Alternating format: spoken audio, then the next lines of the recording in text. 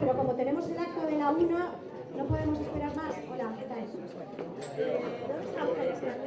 Hay que esperar un momentito que venga.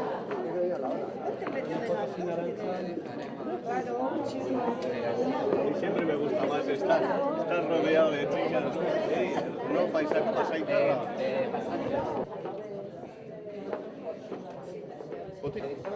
¿Están todos? Bueno, pues nada, aquí una de Cayetano, de yo soy,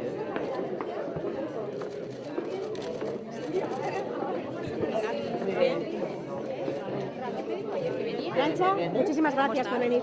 Encantada. Gracias. ¿Todo el mundo está sentado? A ver, pon a Ramón.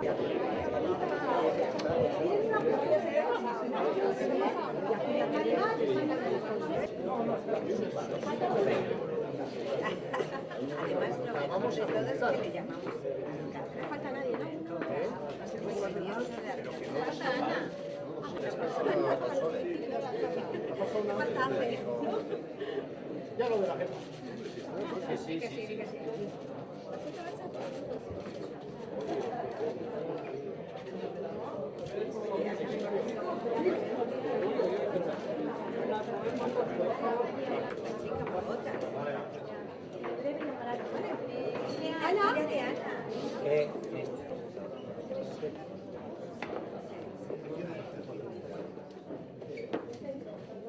Bueno, buenos días.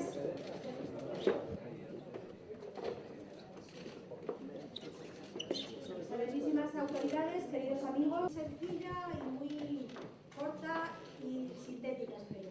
Es la de centrar el acto, decir por qué creemos que este acto es blanco.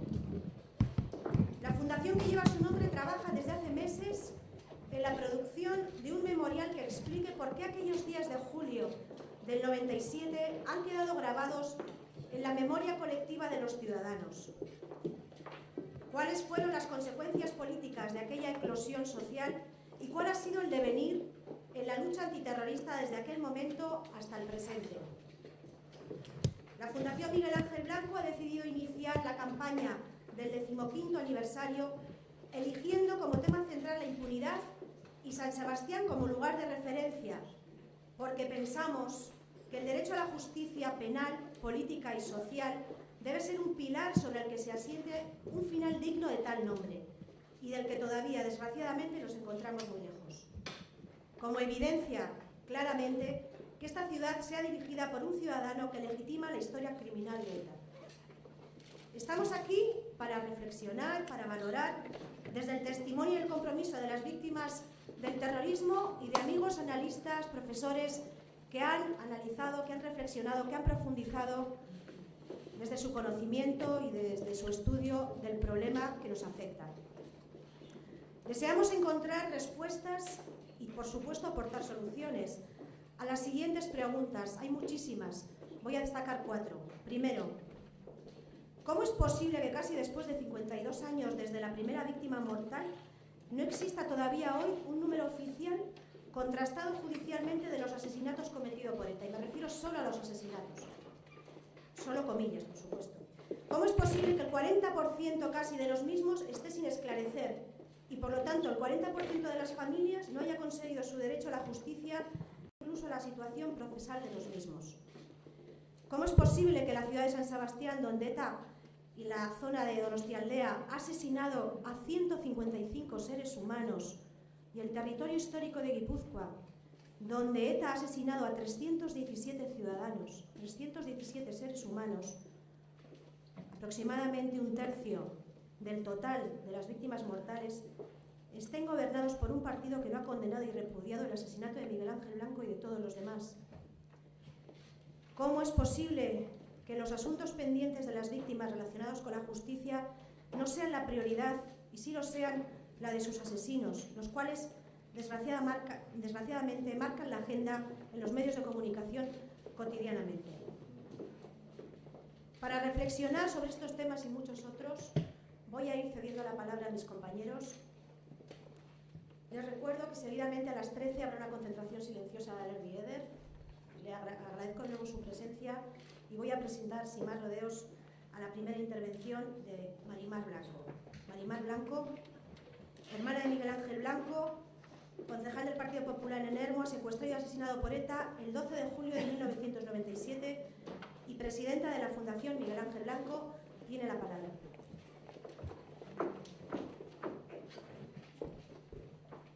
Muchísimas gracias, Cristina, gracias por tus palabras también. Y bueno, yo de manera muy breve, porque sin lugar a duda hoy quiero cederle la palabra aquí a los compañeros en esta ya larga lucha, pues para que expongan pues, sus ideas y lo que tengan que decir al respecto. Pero bueno, sin más quiero darles las gracias de verdad, Arantxa Quiroga, por la asistencia a este acto. Gracias a todas las autoridades que han querido acercarse en esta maravillosa mañana a este acto, compañeros del Parlamento Vasco, gracias por haber venido. Y bueno, es para la Fundación Miguel Ángel Blanco un motivo de satisfacción haber tenido la determinación de iniciar los actos del 15º aniversario del secuestro y asesinato de mi hermano Miguel Ángel Blanco aquí, en mi tierra, en la tierra de mi hermano, en el País Vasco, porque no podía ser de otra manera. Miguel Ángel era un vasco constitucionalista, concejal del Partido Popular, una persona que amaba esta tierra, pero que nunca pensó que otros vascos pudieran odiarle tanto hasta el punto de arrebatarle la vida, hasta el punto de arrebatarle su dignidad.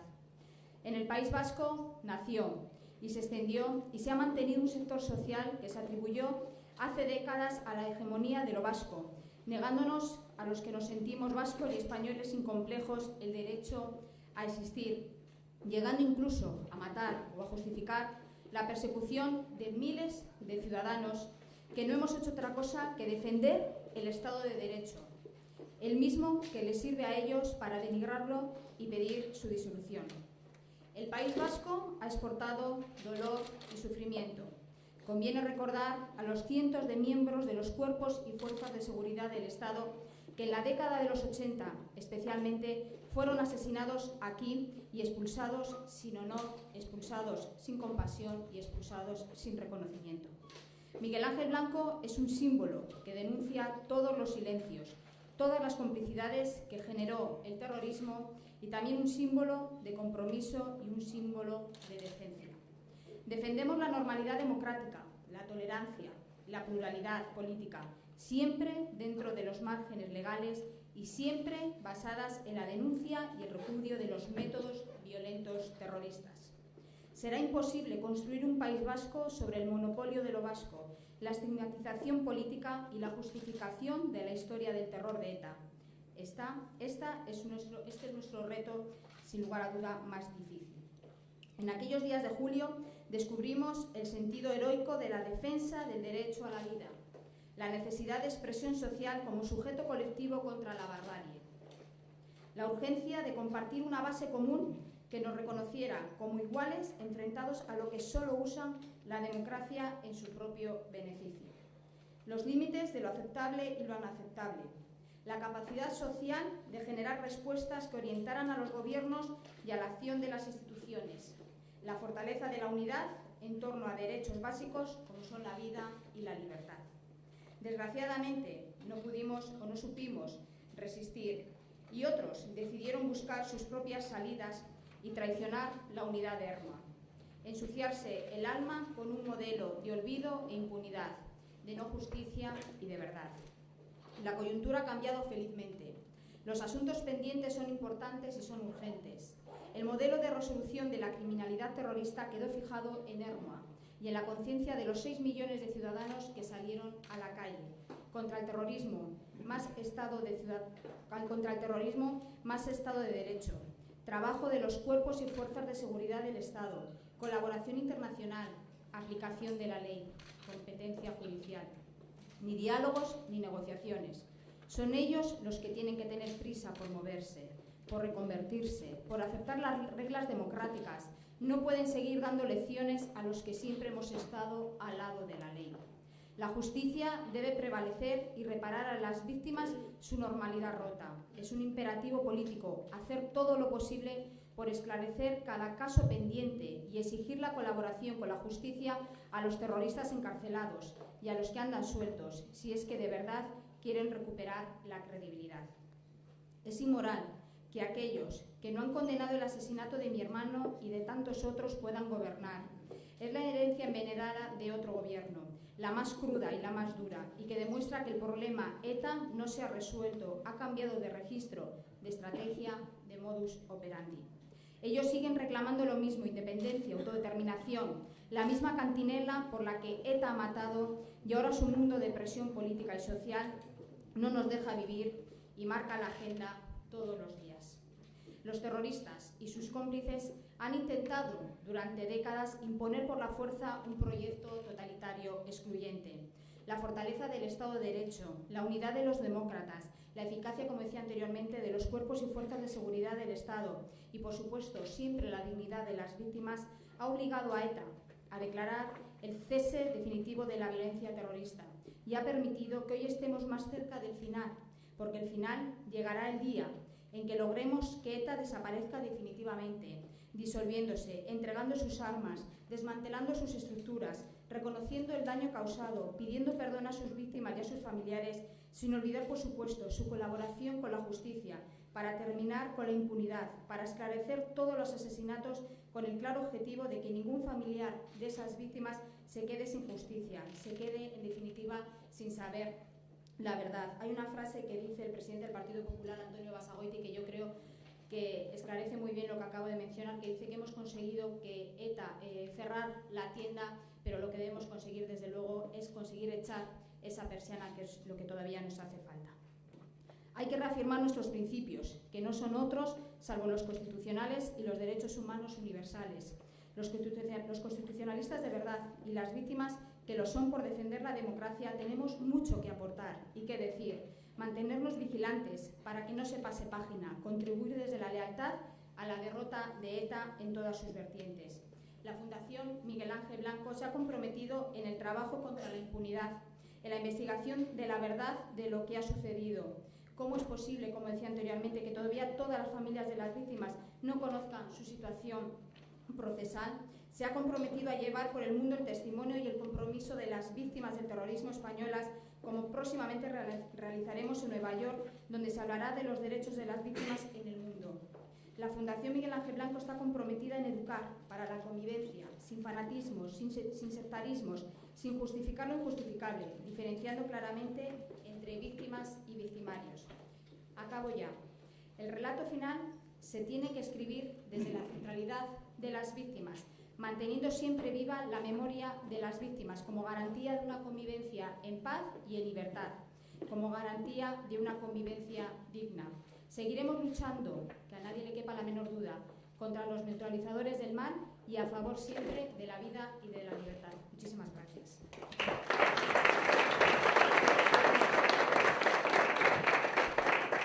Tiene la palabra Rubén Mújica, hijo de Fernando Mújica, dirigente socialista asesinado por ETA el 6 de febrero de 1996 en San Sebastián, y vicepresidente de la Fundación Miguel Ángel Blanco. Buenos días a todos, en el lenguaje políticamente correcto, a todos y a todas. A este acto que es un acto contra esto que las fundaciones llaman el paz, pero que sobre todo, yo lo quiero decir, un acto contra ETA. Por tanto, las personas que han venido a este acto, yo les agradezco su asistencia. Podrían ustedes estar aprovechando una magnífica mañana casi, que no hay donde cierra, paseando por la concha con los pies, y sin embargo ustedes se lo la cuestión de acudir a este acto. Soy miembro del patronato de la Fundación Miguel Ángel Blanco y creo,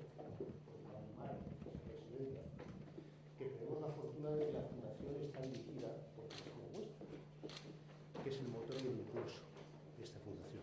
Y me dijo ayer que tenía yo 5 minutos para intervenir y no lo voy a funcionar porque me sobran 3 o 4.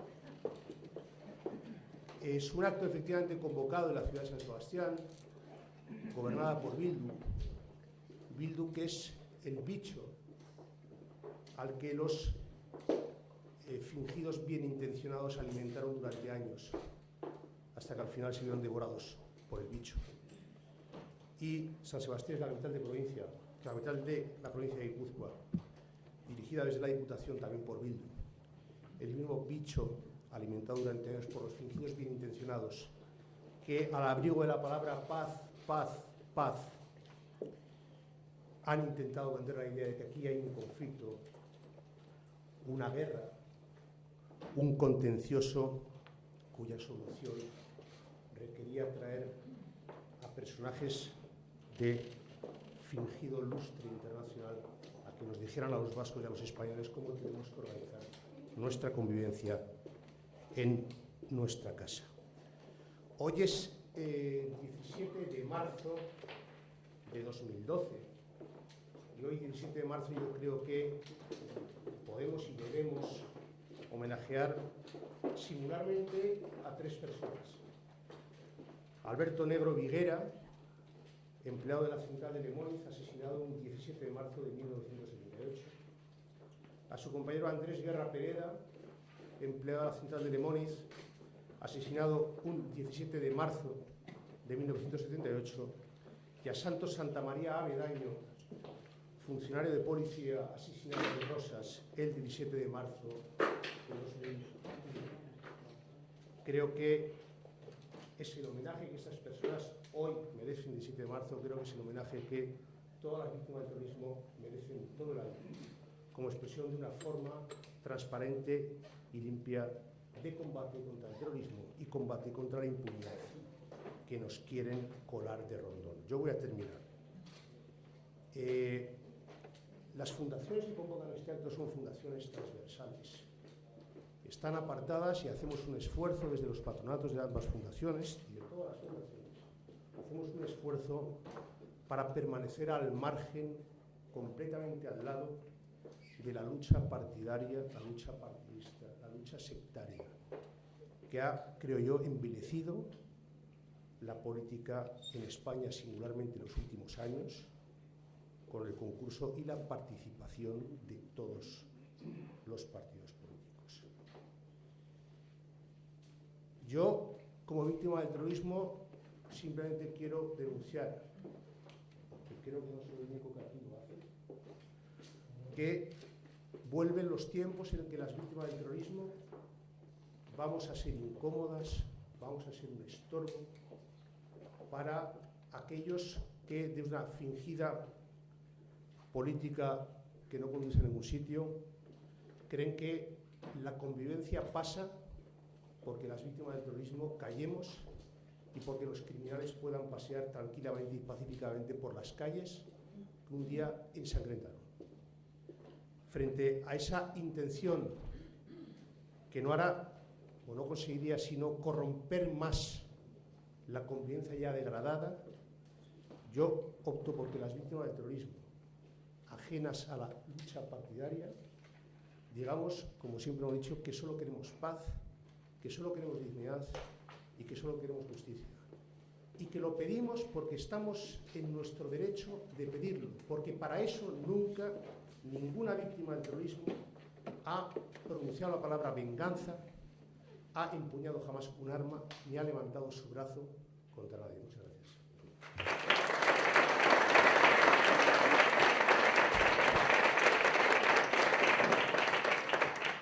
Tiene la palabra Eduardo Uriarte, político vasco, fundador de Euskadiko Ezkerra, analista y miembro destacado de la Fundación para la Libertad. Buenos días, amigos y amigas. En la radio se dice que el tiempo es oro y con Cristina Acosta el tiempo no existe. Entonces, simplemente 2 ideas muy rápidas para plantear lo que casi emocionalmente vengo a traer aquí. Además de esos cargos que me has puesto, Vanitas Mundi, también fui pistolero antes que fraile y conozco la tremenda seducción que todo movimiento terrorista, que todo activismo supone para la gente que desde fuera de él se acerca. Por eso entiendo perfectamente determinados comportamientos políticos en estos momentos y que tanto lo padecéis vosotros los que directamente sois víctimas del terrorismo. Dos ideas. Primero, tenía que venir aquí a manifestar mi homenaje a Miguel Ángel Blanco y también a recordar el inicio de lo que fue la reacción social y política que significaba la condena del terrorismo en aquellos días de Ermua, que tanto Naindía como Juaristi calificó como la revolución democrática de Ermua. Fue un momento de despegue sincero y popular frente a la brutalidad que significaba ETA y su discurso. En estos momentos, evidentemente, no solamente vosotros, sino otras personas que hemos vivido el proceso de condena, nos sentimos un poco frustrados. Y nos sentimos frustrados porque ya la sentencia del Tribunal Constitucional suponía el primer hito de olvido del pasado. Y si empezamos a olvidar desde tan alta instancia el pasado, no habrá ni la culpa ni el arrepentimiento por parte de aquellos que lo tengan que ejercer que cicatrice las heridas de nuestra sociedad.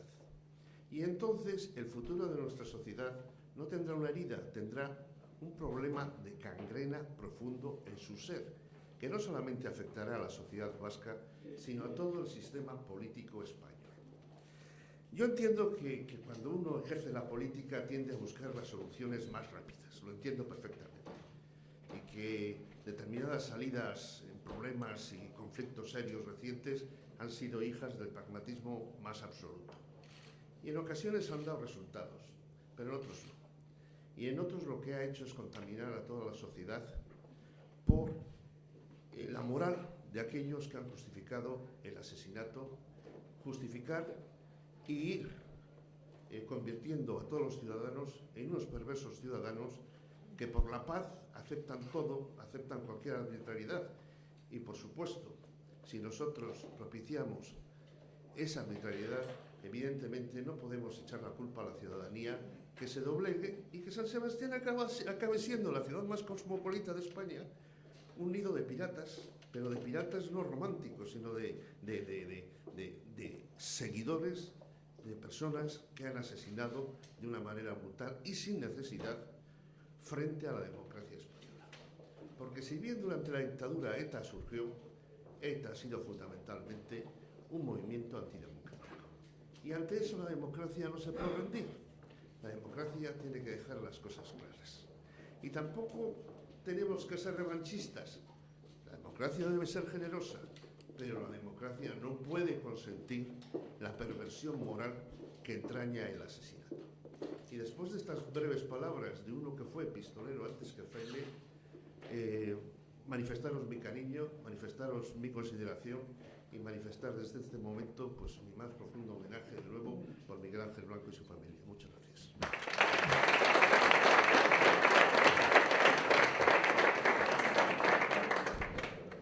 Tiene la palabra Daniel Portero, hijo de Luis Portero, fiscal jefe del Tribunal Superior de Justicia de Andalucía, asesinado por ETA el 9 de octubre del año 2000 y presidente de la Asociación Dignidad y Justicia.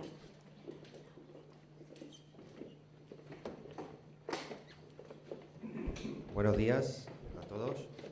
Muchas gracias, Cristina, Marimar, Rubén, la Fundación Miguel Ángel Blanco, por esta invitación y lo más importante, agradecer que unifiquéis fuerzas, aquí estando todos juntos, porque yo creo que vienen, como bien ha dicho Rubén, momentos complicados donde las víctimas del terrorismo pues vamos a ser un estorbo. Y digo un estorbo porque aquí siempre se habla de los últimos papeles incautados a la organización terrorista. No, la organización terrorista ahora mismo no le interesa matar porque no es el momento de matar. Todos ya sabemos que no ha desaparecido, pero ahora mismo también tiene una serie de objetivos. Y dentro de esos objetivos estamos o formamos parte de esos objetivos las víctimas del terrorismo, porque dentro de esa finalidad que tiene ahora la organización terrorista de dar una imagen de buenismo, su aparato logístico, su trama civil, lo que pretende es equiparar a las víctimas del terrorismo con las víctimas de lo que llaman ellos la violencia política. La violencia política, que a propósito se ha aprobado una ley aquí en el País Vasco respecto al tratamiento que deben de tener, cosa que al ser una ley pues nos vamos a quedar en respetar esa ley, pero simplemente decir que dentro de ese listado de víctimas de violencia política existen miembros de la organización terrorista que murieron en enfrentamientos con policías y guardias civiles, y bueno, creo y entiendo que no puede ser equiparable una muerte de una forma a una muerte de otra. Una se trata de una ejecución, que es la de la víctima del terrorismo, y la otra se trata de un enfrentamiento que hubiéramos querido todos que no hubiera muerto nadie, pero que lo que se evitó con las fuerzas y cuerpos de seguridad del Estado fue precisamente que esas personas o esos terroristas llegaran a matar más. Por tanto, insisto que ahí tenemos un campo de batalla complicado por esa, digamos, equiparación que dentro de los objetivos de la izquierda abertzale, pues bueno, intentan inocularnos y desgraciadamente, pues los partidos gobernantes, en este caso en el gobierno vasco, está entrando y lógicamente, pues bueno, en su momento, pues creo que tendremos mucho que decir y es un largo y arduo camino que tenemos las víctimas del terrorismo para precisamente evitar esa comparación. Por otro lado, ETA tiene otro objetivo muy importante ahora mismo, en este momento de buenismo, que es traer a los presos al País Vasco. Les están vendiendo un poco la idea de que el acercarlos al País Vasco es una medida de gracia que va a hacer el Estado con ellos, y de alguna forma ya se comenzó con el gobierno de Rodríguez Zapatero a facilitar el acercamiento a las cárceles de Villabona, Zuera y Nanclares de Oca, que todos conocemos. ¿Qué ocurre con este segundo objetivo y principal de ETA? Lo que se pretende es calmar a las bases del colectivo de presos de ETA de cara a que, digamos, la izquierda abertzale, dentro de lo que es la cúpula de Batasuna, intente anestesiar a esta organización del EPPK, el colectivo de presos, para que no se vuelvan las andadas y no volvamos otra vez a la violencia terrorista. Es una estrategia que forma parte de lo que es la izquierda abertzale y que de alguna forma, pues algunos políticos, como fueron Rodríguez Zapatero o el propio Patxi López, entraron por darla por buena y bueno, y justificarla. Y a mí lo que me entristece mucho es que el propio gobierno vasco actual, yo veo que Patxi López, cada vez que hace una declaración, le veo que hace más política para los presos de ETA que para las propias víctimas del terrorismo. En ningún momento he visto, digamos, una postura tan enérgica, yo no digo en acercarnos a las víctimas del terrorismo al País Vasco, pero lo que no puede ser es una continua e insistente petición de acercamiento de los presos vascos aquí, cerca del País Vasco, porque si cree que eso le va a dar votos, está muy equivocado.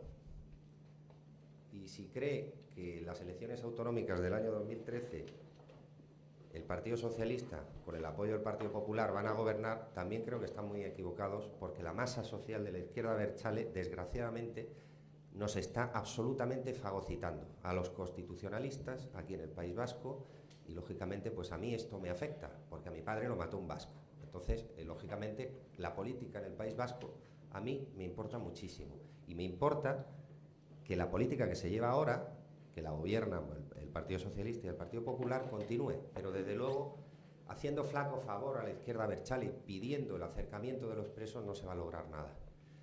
Por último, lo único que quiero comentar e insistir mucho es que la política penitenciaria que se ha heredado del gobierno de Rodríguez Zapatero es una bola envenenada que el Partido Popular del gobierno central debe absolutamente cortar. Y me explico. El gobierno del Partido Popular dijo nada más entrar a las instituciones que aplicaría la ley y el Estado de Derecho. En su momento yo, a miembros del Gobierno, les dije, ¿la aplicación de la ley será laxa, estricta o cómo será? Y la respuesta fue, será ortodoxa, es decir, entiendo que estricta. Bien, pues no es estricta actualmente. Tanto el acceso al tercer grado penitenciario como el acceso a la libertad condicional exigen, por la Ley General Penitenciaria y el Código Penal, que se colabore con las autoridades en esclarecer los casos aún no resueltos. No conozco un solo caso de un terrorista que haya colaborado con las autoridades. Y repito, el acceso del segundo grado al tercer grado o el acceso del tercer grado a la libertad condicional exige este requisito. Este requisito que se ha intentado, de alguna forma, esconder a través de una serie de informes del equipo técnico de la prisión correspondiente para, de alguna forma, vendernos que la petición expresa de perdón, el abandono de la violencia de ETA y cualquier otro tipo de rechazo es más que suficiente como para haber cumplido con la ley. Pues no. La aplicación ortodoxa de la ley y estricta de la ley exige la colaboración con las autoridades. Y esto es un caso de clara impunidad judicial y de aplicación de las leyes. Y esto, desde Dignidad y Justicia, y espero que el resto de colectivos de víctimas del terrorismo, persigamos y exijamos a nuestros gobernantes, ya sea en el País Vasco como en el Gobierno central. Muchas gracias.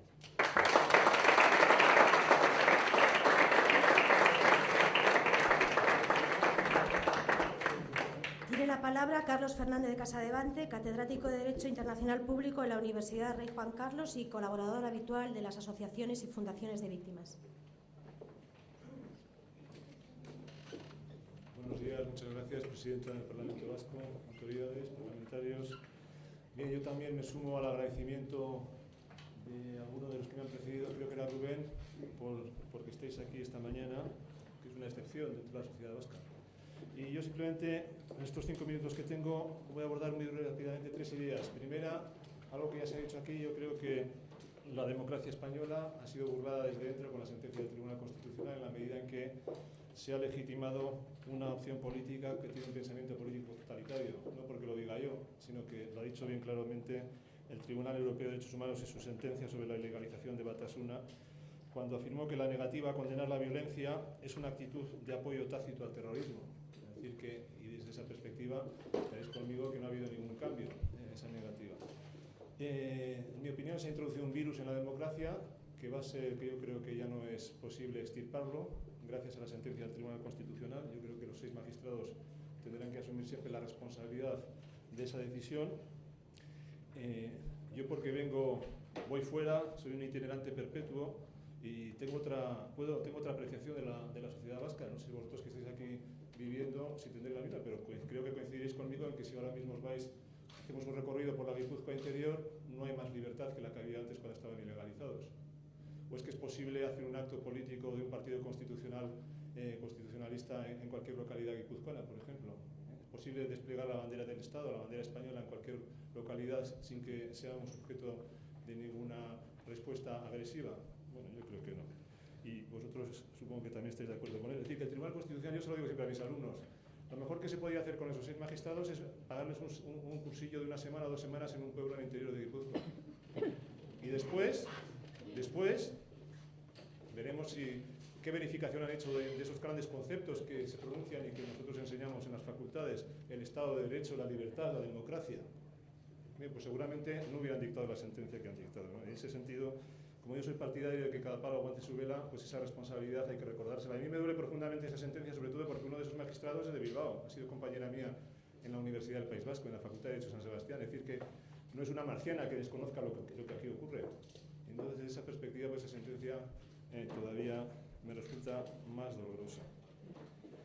Digo que es un virus porque la democracia española ha aceptado que muchas de sus instituciones en el País Vasco y probablemente también en las próximas elecciones, según las encuestas del gobierno vasco, pues sean gobernadas por gentes que apoyan tácitamente el terrorismo practicado hasta la fecha. No lo han condenado, por lo tanto, como dice el Tribunal Europeo de Derechos Humanos, lo apoyan. Y cuando digo terrorismo lo digo en su sentido, en su dimensión más amplia, no solamente la punta del iceberg, que son los asesinados, sino también muchos de vosotros amenazados con escoltas, secuestrados, desaparecidos. Hay 4 desapariciones que todavía están sin resolver, los que se tuvieron que largar desde el comienzo de esta barbarie. Es decir, todas esas miles de personas, es decir, que no estamos hablando solamente de 858 asesinados, sino que estamos hablando de una tragedia mucho mayor, a la que a una buena parte de esta sociedad nuestra, la sociedad vasca, pues le resulta irrelevante todo esto, puesto que es capaz de cerrar los ojos y de apoyar esta opción política totalitaria, que además son gentes que pretenden la amnistía para sus presos, invocan que no hayan vencedores ni vencidos,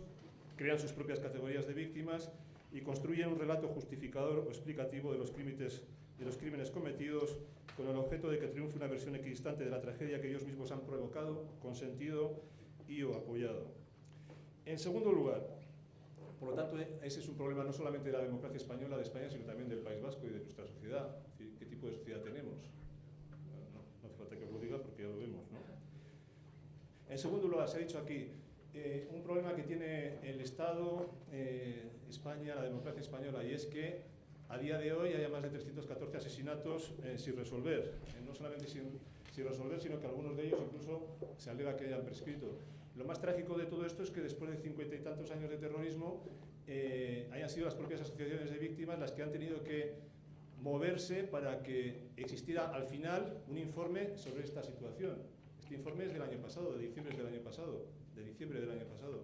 En España, los poderes del Estado han hecho dejación de sus responsabilidades durante este tiempo. No existía un informe, una situación real de los hechos, de cómo estaban los procedimientos. Bien. Esto que favorece la impunidad, bueno, que yo creo que es un problema serio que tiene la democracia española y el Estado español, puesto que es su obligación. Y nada impide una denuncia por esta negligencia por parte de los órganos del Estado, judiciales y policiales, ante el Tribunal Europeo de Derechos Humanos. La prescripción es nula. La jurisprudencia del Tribunal Europeo de Derechos Humanos es clara. No cabe alegar la extinción de la responsabilidad penal cuando esta prescripción ha tenido lugar como consecuencia del mal funcionamiento, del no funcionamiento, del funcionamiento anormal de los servicios del Estado. Es decir, que desde esta perspectiva es claro que el Estado español, España, la democracia española tiene un problema muy serio, porque bastan que se planteen demandas ante el Tribunal Europeo de Derechos Humanos y que yo creo que serían estimadas, y dejaría de manifiesto que después de 52 años resulta que el Estado no ha hecho lo que tenía que hacer. Se podrá decir que fueron tiempos difíciles, pero da lo mismo, ahí la jurisprudencia es clara. El Estado no puede alegar ningún tipo de dificultad, ni que fuera una democracia naciente. Tenía que haber investigado y tenía que haber hecho todos sus medios. ¿Qué es una investigación efectiva? La que permite identificar a los autores de los atentados, la que permite perseguirlos, detenerlos y castigarlos. Eso es la obligación de investigación efectiva.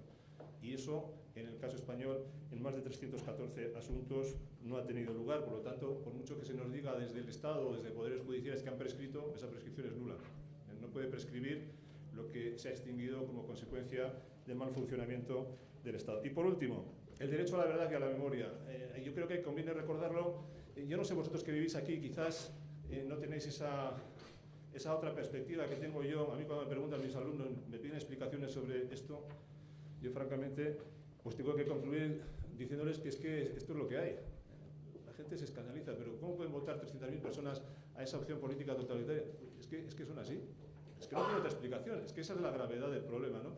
Y en relación con el derecho a la verdad y a la memoria, pues hay que decir que este derecho a la verdad y este derecho a la memoria es un derecho de las víctimas, nunca de los victimarios. Por eso hablar de una verdad compartida, eso es un absurdo. No se puede compartir, no se puede hacer una componenda para tratar de escribir un relato que a todos satisfaga, porque no puede satisfacer. Hay una verdad objetiva, como se ha dicho aquí muchas veces. Ha habido gentes que han asesinado, que han denunciado, que se han chivado, que han sido cómplices, que han sido espectadores pasivos, y hay otros que han puesto los cuerpos, han puesto sus vidas. Habéis tenido que estar años con escoltas, etc. Es decir, que eso es una verdad objetiva, son hechos objetivos.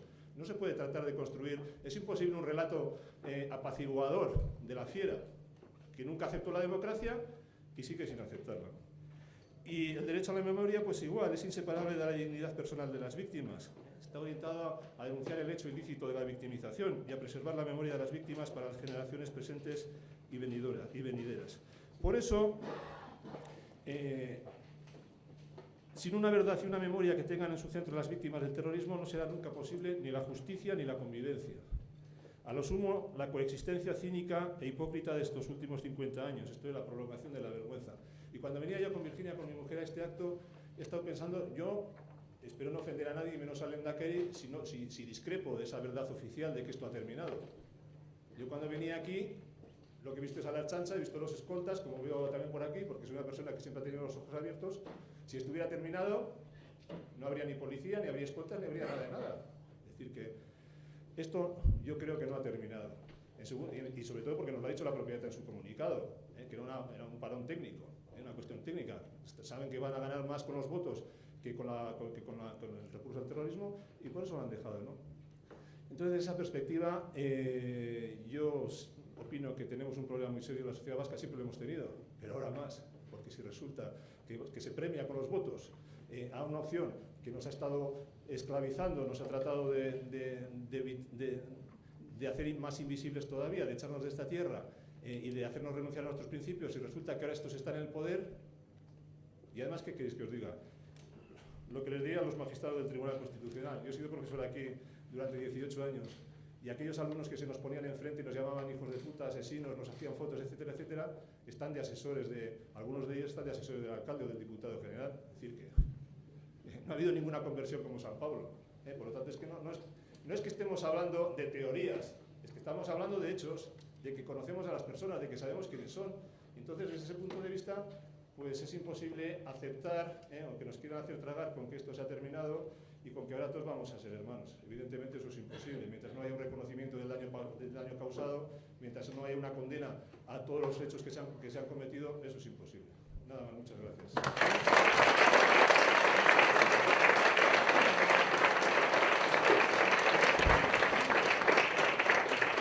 Tiene la palabra Conchita Martín, viuda del teniente coronel Pedro Antonio Blanco, asesinado por ETA el 21 de enero del 2000 tras la ruptura de una tregua de ETA. Conchita, además, es patrona de la Fundación Víctimas del Terrorismo. Buenos días. Sí. Impunidad no es más que falta de castigo. Es un escapar a la multa por falta o delito. Si revolvemos entre las miles de declaraciones de los organismos internacionales en cuanto a derechos humanos, encontraremos reseñado que la práctica de la impunidad alienta las violaciones de derechos fundamentales como el derecho a la vida.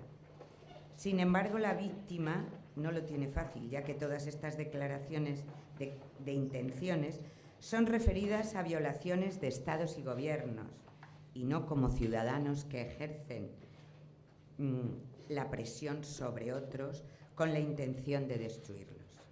El terrorista no siempre quiere acabar con un hombre. Lo que busca no es más que golpear a una sociedad, destruir una organización social y política, utilizando para ello el miedo y la destrucción de algunos de sus representantes. Nos destruyeron a nosotros, pero era España quien deseaban aniquilar. Entonces, si es así, ¿qué hacen nuestras autoridades para defendernos? ¿Qué actitud de las instituciones ejecutiva, legislativa y judicial han llevado a los asesinos a creer que serán capaces de escapar sin castigo? ¿Amparados en qué ley creen que será fácil borrar la realidad de un plumazo?